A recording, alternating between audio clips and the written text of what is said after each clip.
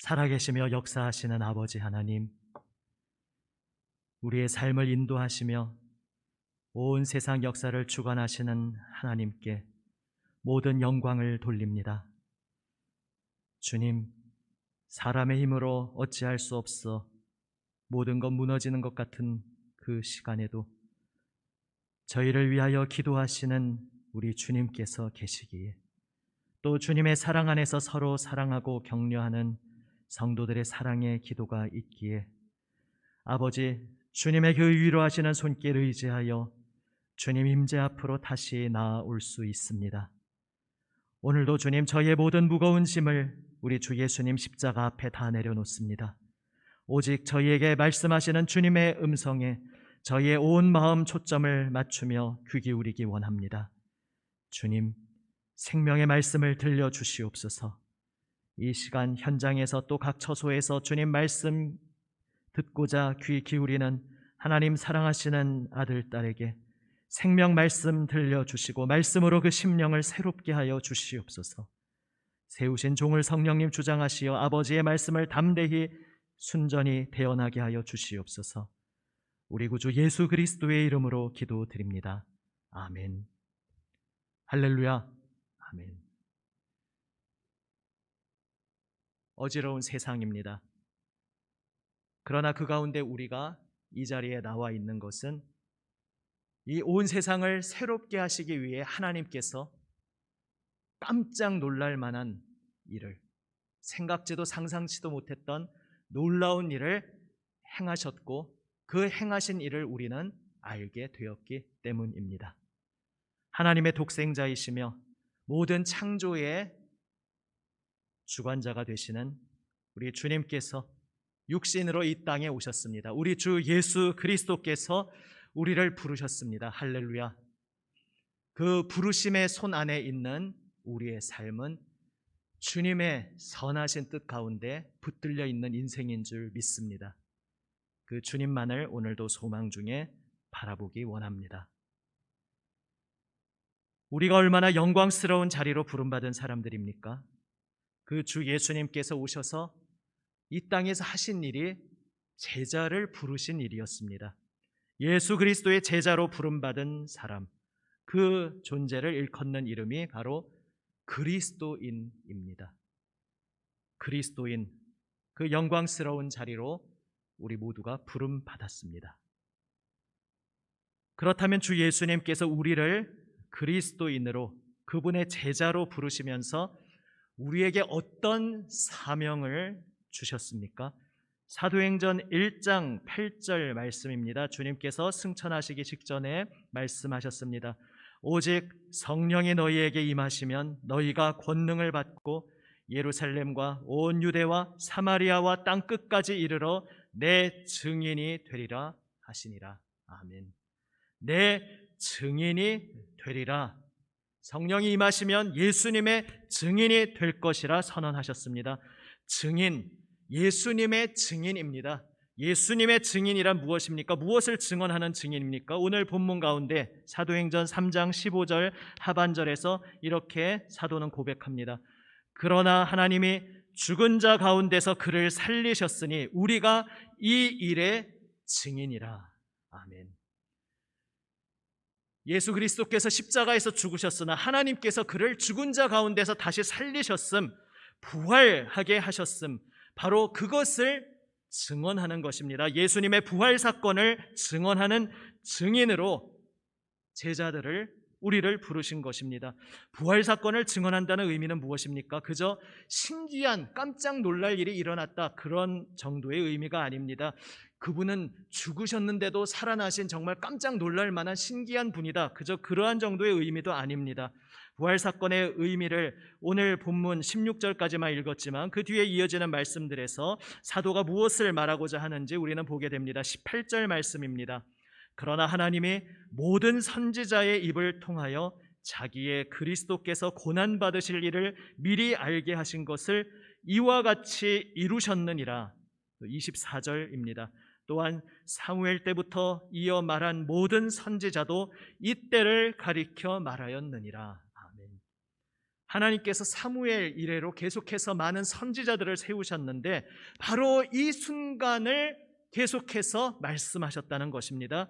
모든 선지자들의 입술을 통해 말씀하신 바 하나님께서 그리스도, 하나님의 기름 부으신 유일한 존재, 이 세상을 구원하실 하나님께서 그를 통해 이 세상을 구원하실 그리스도를 보내실 텐데 그 그리스도가 와서 고난받을 것을 이미 하나님이 말씀하셨다. 그리고 그 고난의 죽음을 뚫고 다시 일어나 부활하실 것을 이미 말씀하셨다. 사도는 증거합니다. 다시 말해서 지금 예수님이라는 그분을 제자들이 말하면서 그분이 죽음의 고난을 받으셨고 그 죽음을 이기시고 부활하셨다라는 것을 증언한다는 의미는 예수님이 바로 그리스도시다, 이것을 말하고 있는 것입니다. 옛적부터 하나님께서 약속하셨던 그 존재, 이 죄와 사망 가운데 일그러지고 고통 가운데 신음하는 이 세상을 구원하시고 새롭게 하시는 하나님의 유일하신 길, 하나님의 유일하신 존재, 그 그리스도를 약속하셨는데 바로 지금 우리 눈앞에서 죽으셨던 그분, 그런데 그분이 부활하셨다. 우리는 그분의 부활을 똑똑히 보았다. 이분이 바로 하나님께서 약속하신 그분이다. 이제 이 세상의 소망 되시는 그분이 분명히 우리 가운데 오셨다. 이것을 전한 것입니다. 예수님의 증인으로 산다는 것, 예수님만이 이 세상의 유일한 구원이요 소망이시라는 것을 선포하며 사는 것입니다. 그런데 사실 이 거대한 말씀 앞에서 몹시 작아지는 우리 자신을 발견하게 됩니다. 이토록 크고 막중한 사명을 어찌 나 같은 것이 감당할 수 있을까? 그것은 좀 더 믿음이 대단한 다른 사람에게 속한 일이 아닐까? 사실 이런 면에서 우리는 모세가, 구약 성경에서 일찍이 모세가 하나님의 부르심을 받았을 때 고백하였던 내용에 격하게 공감하게 됩니다. 출애굽기 3장 11절에서 모세가 하나님께 아뢰되 내가 누구이기에 바로에게 가며 이스라엘 자손을 애굽에서 인도하여 내리이까? 또 4장 10절에서 모세가 여호와께 아뢰되 오 주여 나는 본래 말을 잘하지 못하는 자니이다. 주께서 주의 종에게 명령하신 후에도 역시 그러하니 나는 입이 뻣뻣하고 혀가 둔한 자니이다. 또 4장 13절에서 모세가 이르되 오 주여 보낼 만한 자를 보내소서. 바로 이 모세의 고백이 우리의 고백이라는 것을 우리는 깊이 공감하게 됩니다. 예수님의 증인이라는 이 막중한 사명을 감당하기에 우리 자신에게는 아무 능력도 없다는 사실이 우리를 두렵게 합니다. 우리를 작아지게 합니다. 그러한 우리에게 바로 오늘 본문을 통해 주님께서 들려주시는 은혜의 말씀이 있습니다. 사도행전 3장 12절 말씀입니다. 자막 보시고 다시 한번 함께 읽어보시겠습니다. 베드로가 이것을 보고 백성에게 말하되 이스라엘 사람들아 이 일을 왜 놀랍게 여기느냐? 우리 개인의 권능과 경건으로 이 사람을 걷게 한 것처럼 왜 우리를 주목하느냐? 아멘. 예수님의 증인이 되기 위한 자격에 우리의 제자들의 어떤 능력이나 제자들의 탁월한 신앙, 경건성 이런 것이 필요한 게 아니다. 그것으로 증인의 사명을 감당하는 것이 아니다 말씀하고 있습니다. 또 이 사명은 지금 이 세대 하나님을 알지 못하는 이 세상 사람들이 의지하는 그런 종류의 자원들로 감당하는 것도 아닙니다. 오늘 사도행전 3장 6절 상반절 말씀입니다. 베드로가 이르되 은과 금은 내게 없거니와. 주님의 제자는 처음부터 물질로, 돈으로, 재력으로 하나님 나라의 사명을 감당하도록 부름받은 것이 아니었던 것입니다. 그것으로 하나님 나라가 이루어지는 것이 아닙니다. 사실 오늘 본문 안에 이미 예수님의 증인이 될 수 있는 비밀이 담겨 있습니다. 사도행전 3장 15절 하반절을 다시 읽어보겠습니다. 아까는 이제 상반절을 봤습니다마는 하반절에 그러나 하나님이 죽은 자 가운데서 그를 살리셨으니 우리가 이 일에 증인이라. 우리가 이 일의 증인이라. 증인이 될 수 있는 요건은 무엇입니까? 이 세상 일반적인 증인의 의미도 그렇습니다. 증인이 될 수 있는 요건은 그 현장에서 그 사건을 목격한 자가 증인이 될 수 있습니다. 그 증인이 무슨 학식이 뛰어나야 한다든지 어떤 탁월한 능력이 있어야 되는 것이 아닙니다. 그 자리에 있지도 않았으면서 매수당해서 거짓으로 증언을 한다면 거짓 증인이지만 아무 능력, 자격 없지만 그냥 그 자리에서 그 사건을 목격했으면 그 사건의 증인이 될 수 있습니다. 우리가 이 일의 증인이라. 제자들이 예수님의 부활 사건의 증인이 될 수 있었던 비밀은 그들이 부활하신 예수님을 목격하였기 때문입니다. 예수님의 부활을, 그 부활 사건을 목격한 것, 그것이 오직 유일한 증인의 조건입니다. 그러면 우리는 어떻습니까? 우리는 이 첫 번째 제자들처럼 예수님의 부활 사건을 직접 목격한 것은 아니지 않습니까? 여기에 예수님의 말씀이 있습니다. 한번 다른 복음서로 가봅니다. 요한복음 17장 20절에서 주님께서 이제 십자가를 앞두고 아버지 하나님께 기도하시면서 이렇게 말씀하십니다. 내가 비옵는 것은 이 사람들만 위함이 아니요 또 그들의 말로 말미암아 나를 믿는 사람들도 위함이니. 예수님이 지금 제자들을 위해 기도하고 계시는데 그 기도하는 대상 제자들은 바로 직접 예수님과 동고동락하고 이제 예수님의 죽음의 사건과 또 부활 사건을 직접 체험할 그 사람들만 위한 것이 아니라 그들의 말을 듣고서 예수님을 믿게 될 그 사람들까지도 다 포함해서 말씀하고 있다. 그들을 위해 기도하고 있다 말씀하십니다. 그리고 이어지는 17장 23, 24절에서 이렇게 말씀하십니다. 곧 내가 그들 안에 있고 아버지께서 내 안에 계시어 그들로 온전함을 이루어 하나가 되게 하려 함은 아버지께서 나를 보내신 것과 또 나를 사랑하심 같이 그들도 사랑하신 것을 세상으로 알게 하려 함이로소이다. 아버지여 내게 주신 자도 나 있는 곳에 나와 함께 있어 아버지께서 창세전부터 나를 사랑하심으로 내게 주신 나의 영광을 그들로 보게 하시기를 원하옵나이다. 아멘. 여기에 놀라운 복음의 비밀이 있습니다. 예수님의 부활 사건을 직접 목격한 제자들이 받은 사명이 바로 그 부활 사건을 증언하는 것이었습니다. 그리고서 어떠한 일이 이어집니까? 그 부활 사건 증언을 들은 이들이 놀랍게도 성령님의 역사의 신비 가운데 그것을 믿고 받아들일 때에 예수님이 그들 안에 계시고 또 아버지께서 예수님 안에 계시기에 하나님과 온전히 연결되는 사건이 일어난다는 것입니다. 그래서 신비롭게도 예수님이 우리 안에 거하시게 됨으로 인하여 건너서 사건을 들은 사람 같지만 신비롭게도 우리도 주님을 뵙게 된다 말씀하고 있습니다. 예수님의 영광을 볼 수 있게 된다 말씀하십니다. 이것을 위해 제자들에게 이 소식을 전하게 하였다 말씀하십니다. 부활을 직접 목격한 첫 제자들의 증언을 들은 그 다음 제자들도 그 영혼이 예수님의 부활을 생생하게 체험하게 됩니다. 그리고 예수님의 그 부활 사건을 체험한 자로서 예수님의 증인으로 서게 됩니다. 우리는 사도행전에서 그 역사가 이미 일어나고 있음을 보게 됩니다. 직접 예수님과 함께 동고동락했고 그래서 첫 번째 그 오순절 성령 강림 사건 때 다락방에 모여서 기도하였던 이들은 당연히 증인으로 나아가지만 이제 예루살렘에서 그들의 선포를 받은 각지에서 예루살렘 성전에서 제사를 드리기 위해 모였던 수많은 유대인들이 그 놀라운 복음의 소식을 듣고 예수님의 이름으로 세례를 받게 됩니다. 나중에 예루살렘에서 극심한 핍박이 일어났을 때 그들이 다 땅으로 흩어집니다. 그럴 때에 그 외지에서 왔던 어떤 이들 중에 사람들이 유대인뿐만 아니라 그 벽을 넘어서 이방인에게도 복음을 전합니다. 그들은 예수님과 직접 살았던 사람들이 아니었습니다.